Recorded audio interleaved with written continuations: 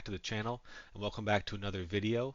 In this video, I am reconnecting with a friend from college, Mitch. Mitch was in the microbiology track while we were in school, while I was in the computer science track. And we met during our freshman year where we had a couple of classes that overlapped, specifically chemistry. And so we would study for the tests, we would go out and grab food, and we became just pretty close friends throughout college. After college, we kind of went separate ways, and so this is part of us reconnecting and just talking about what's happened since then. I think you might enjoy being a fly on the wall for this conversation.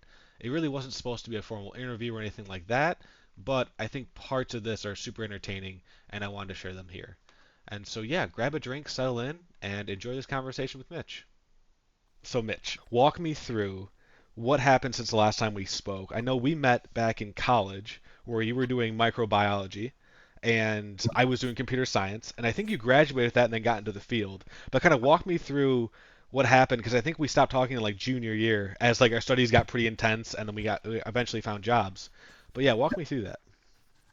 Yes, I think we took like chemistry one and two together or something. But yeah, basically, I was studying microbiology at the time, and I really loved learning about science.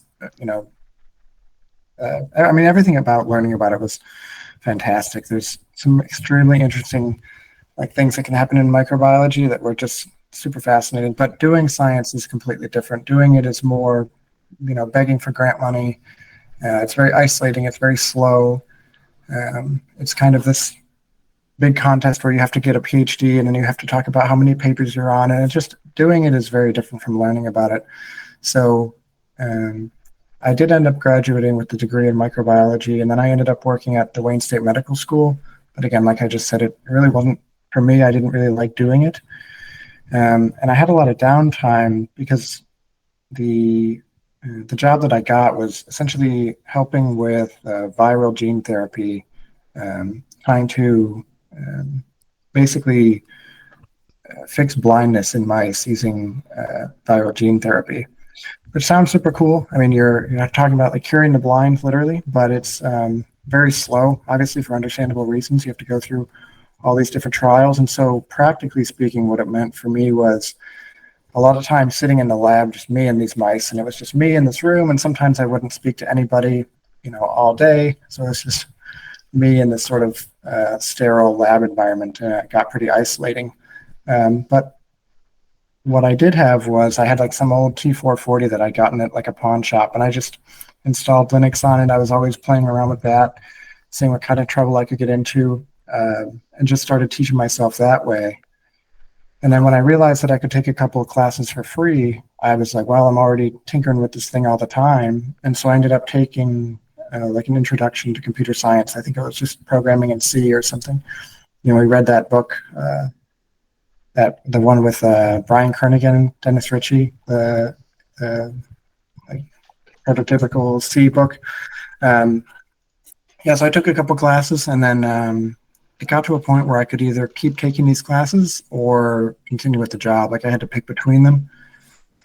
So I ended up going back to school, and yeah, finishing a second bachelor's in computer science, actually. So I finished that around the end of 2020.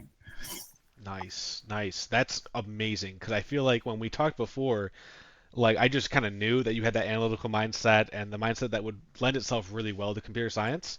So, welcome to the world of computer science and everything that it has to offer, the world of tech. That's awesome. So, now that you're in the tech world, you graduated out of Wayne State and you got a job. What are you doing in like your day to day right now? Yeah, the first job I got was an internship. I was kind of like basically a DevOps engineer, and that's how I knew that I wanted to go more of the operations route rather than being, strictly a developer. Um, so in my day-to-day job now, it's a lot of infrastructure as code, really focusing on automating everything. A new deployment should be just a click of a button. Everything should be automated. Also, we do a lot of bespoke components. So some of it's dealing with the customer, understanding their requirements, and also dealing with security incidents, making sure that we've got everything set up in the most secure way.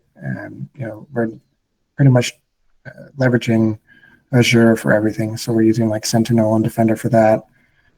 Gotcha. And, the day to day stuff like, I might be looking through logs, automating a new thing, whether that's a infrastructure deployment or an application deployment.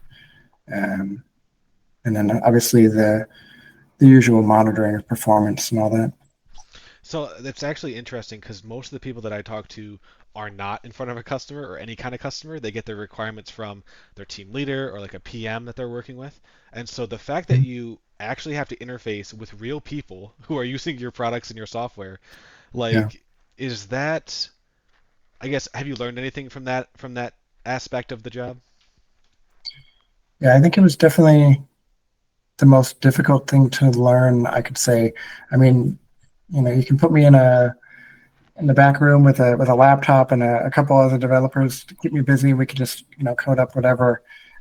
But and that's what I did. I think for the first 2 years, where I was really strictly a DevOps engineer. So I worked internally with different developers, working on the CI/CD builds. It was all internal. I was never in front of a customer.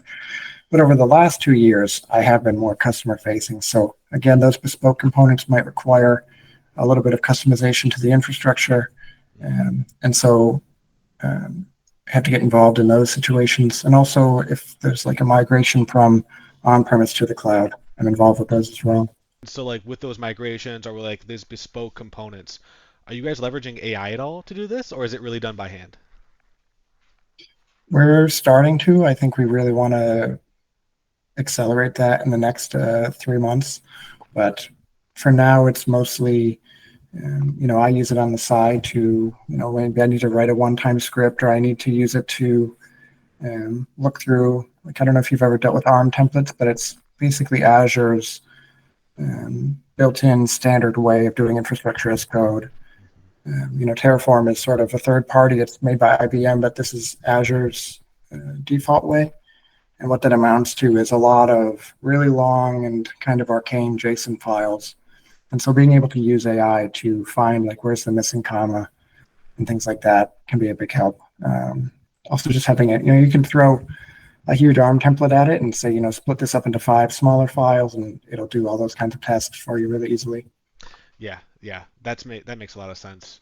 When I say like, are you guys using AI? Is there like a synonymous in your head kind of link between AI and LLMs, or like how do you understand AI when I say those kind of things? Yeah, for a short time, I was enrolled in a machine learning course, which I ended up dropping for something else because I kind of knew at that time that I wanted to go more into operations. I just didn't have a huge interest in ML at the time. But I got my feet enough wet that we talked about sentiment analysis and it felt very math heavy. Mhm. And at that time, that's what it meant to be AI. But now when I think about it, it just is almost synonymous with LLMs. I guess since LLMs operate on text, and if you can reduce everything to text, then um, it seems like LLMs can do all those tasks as long as you can get whatever data you're trying to operate on into a text format. But I know there's probably more to it than that. Yeah, I mean, when I worked on AI back in the day, right, it's you needed almost like a PhD level or a master's level understanding of like the computer science, the mathematics, and all that stuff to be able to be effective. And now with these LLMs, you can just use natural language and get almost as effective as somebody who had like their PhD. And so it's definitely becoming way more widespread. And I think more and more people are like synonymously linking AI and LLM, which is it's very interesting. You talked a little bit about how you got into the CS world with tinkering around on like some of your home lab stuff. Do you find that you're still tinkering today now that you're in the role and you actually have a job doing this, full time, or like how does that work? Yeah, I think I definitely do most of the stuff. I mean, everything I do nowadays is in the cloud, so it's all on Azure. But when I come home, it's nice to I've got like a little server over here on wheels, and it's got my gaming PC on the bottom rack, and then it's like just a 5U server chassis or rack, and it's got like a couple old Dell Optiplexes, and basically I'm running PFSense for my router, and then if you've heard of Pi-hole, that's like a a good ad blocking solution, but it also has a nice functionality for like setting DNS records. I guess I could use pfSense for that too, but got those two things, and then also using those three little Optiplex micros. I have a Kubernetes cluster, just running like K3s on those. It's Nice. fun to, when you're working in the cloud, you spin up a new Kubernetes cluster and they abstract away the control plane, and then you're just interacting with it in terms of like what parameters you need to provide, and then they'll spin up the cluster for you. But there's something satisfying about going from three, Dell Optiplexes where you just plugged in the SSD and there's nothing on it yet, to an operational cluster with the control plane and a couple of nodes. So it's fun. I'm always playing around with that kind of thing. Yeah, from what I've seen, like all of the top performers that I've ever worked with are always working on something in their off time. Like they don't treat it as work, but they definitely don't have like a work-life balance. It's pretty much all work all the time, even if it is like a hobby Yeah. for them. So that's really interesting. Do you have like a really strong work-life balance now, or like does your company push for that, or like do you have to push back on that? How does that work? Yeah, I think it's pretty good. I mean, the company I'm working for is headquartered in Copenhagen. So one thing I've been able to benefit from is that on my meetings, my mornings are always really full of meetings. I wake up, my inbox is full. I've got half a dozen messages like, Mitch, help, this or that's gone wrong. And they're waiting for me to come online. But then in the afternoons, after everyone in Europe is offline, it's much more calm. So that's when I can actually put my head down and get, more focused work done. Do you see a lot of your colleagues taking large swaths of time off, or is it Yeah, okay? Okay, it is very interesting. more standard in Europe to, they'll take like, it seems like all their vacation at once, Like which 4 weeks, 6 weeks at a time, you mean? Like stretches like that? not quite that. I think maybe 3 weeks is the longest I've Nice. heard of, but 2 weeks is very normal. But Very for interesting. me, I just, I'll take a week vacation, and by the end of the week, I'm like, I better start checking these emails now, because if I come in on Monday, I'm gonna have so many emails, and uh, yeah, Yeah, yeah. Have you ever, like, because you're in the infrastructure world, you're in this operations world. I've done a fair amount of that, having to spin up stuff from the very start. Have you ever taken down production, or have you ever made a mistake in the infrastructure? I've not taken down production, but of course you got to make mistakes. I mean, you'd hope that those mistakes are in a sandbox environment and not a customer environment. But we like to say, uh, you learn from your mistakes, as long as and mistakes are okay. Just don't make the same mistake twice. Yeah. Yep, yep. And I've seen that a lot with people who, like you said, you have to make mistakes. You have to have an environment and a world where you can learn from your mistakes as well. And the less you can make them in client impacting services, the better. Yeah. But I Mhm. also feel like everybody I've talked to has at least one story of taking down production. So I'm sure you're on your way, but it hasn't happened yet, so that's Yeah. good. Knock Yeah. on wood. That's awesome. So, like doing the whole Kubernetes thing, the infrastructure, are you on call all the time? Or is it more like you have an on-call team? We have yeah. Basically, I have to be on call for a week at a time. A week at Here a and there. time. Okay. Yeah. And then it probably rotates. Yeah.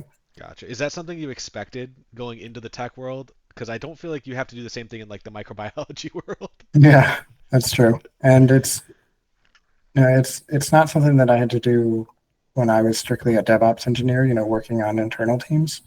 Um, so it was a bit unexpected, but it's I don't know, it's good to feel important, I guess, is how I think about it. That makes sense. Now that you're in tech and even like in the biology world, I feel like it's a little bit vague to people who aren't actually in the space. So when you're talking to like family members or friends about like what you do, is there one thing that you wish everybody else would understand about what you do?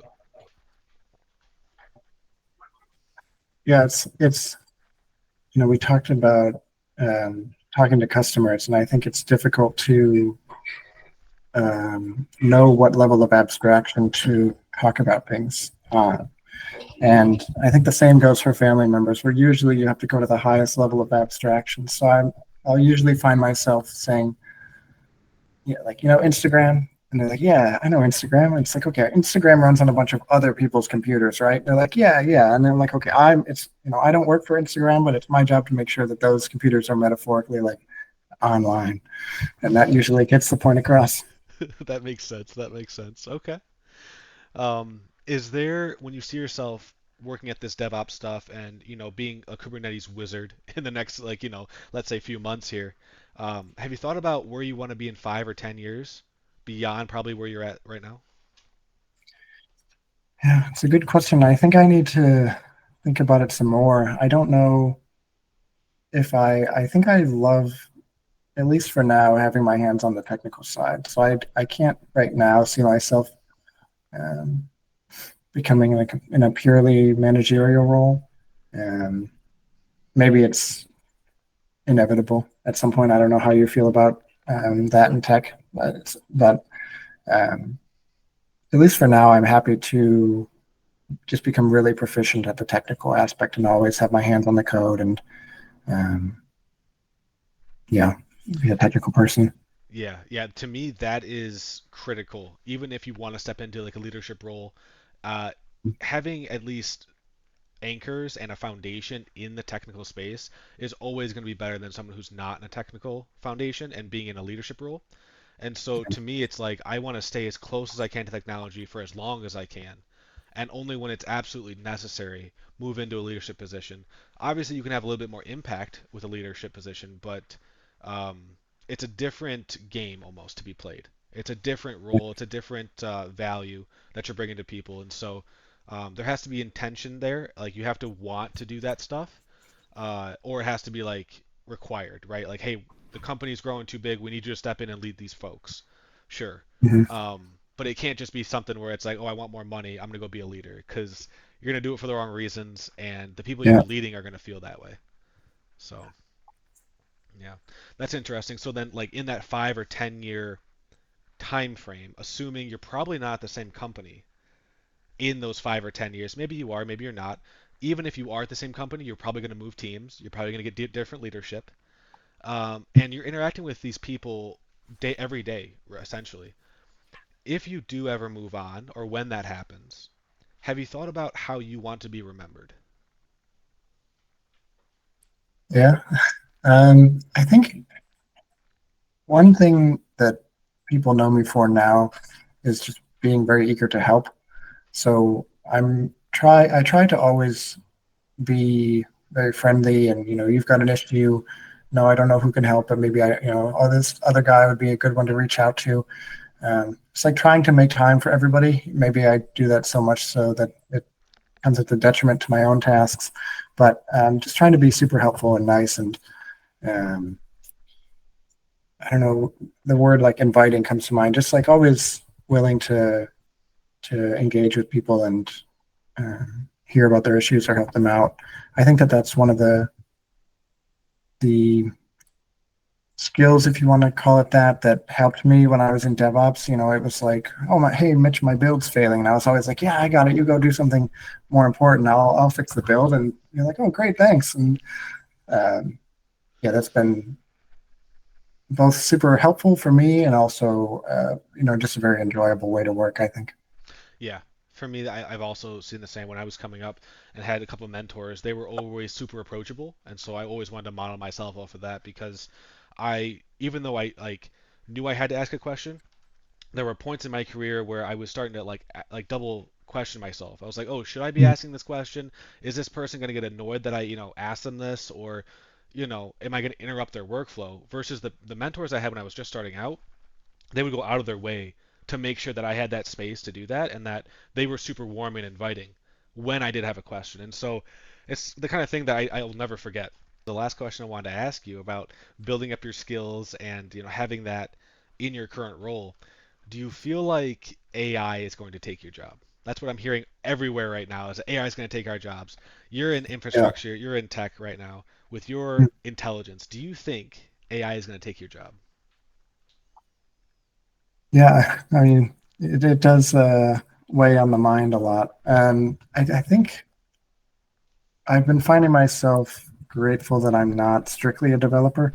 I think that operations, because of its more I don't know if you want to say distributed nature, where you have to, okay, we're going to go check the logs and maybe they're in this or that logging software, and then we need to monitor the performance, and maybe that's somewhere else.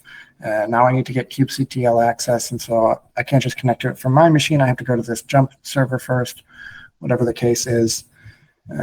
Okay, now there's a security incident, so I need to go over to our security and event management platform. The nature of the job is interacting with a lot of, I want to use the word distributed, but just sort of systems that aren't speaking to one another. Yep. So until all of that is integrated together, um, I think it would be hard for the AI to operate with all that context. Maybe you could just give the AI access to all those systems, and it's not as difficult as I'm imagining. Um, but at least that gives me some confidence that it'll be a while before AI can do that. And I think also, like I said, you know, I do um, talk to customers, and so that's a skill that I think a customer is usually going to want a human to interact with. So that's a skill I want to focus on developing. Um, and also, I mean, you're probably going to want a person to be on call rather than you're going to have the AI responding to incidents that come up, but probably you're going to need a person to be on call as well. So it feels to me a little bit safer than, I don't know if you want to say it, like a traditional developer where you just are, you get a Jira ticket and then you just need to code up that Jira ticket and make the code work and make your tests and click the green play button and you're good to go. I know I'm really overly simplifying what it is to be a developer. I mean, there's understanding customer requirements and sprint planning and a million other things, but it's harder to imagine for me an AI taking an operations job than a developer. I Yeah, don't know I what think yours it's a fair is. take. Yeah, completely fair take. That was fantastic, Mitch. I wanted to say thanks so much for hopping on here and chatting with me. I'm sure we'll be doing this in the future as your career progresses, as you get more exposure to the world of tech that is out there. And so yeah, man, thanks so much for talking with me today. Yeah, it's great to talk to you as always. See you again next time. See you.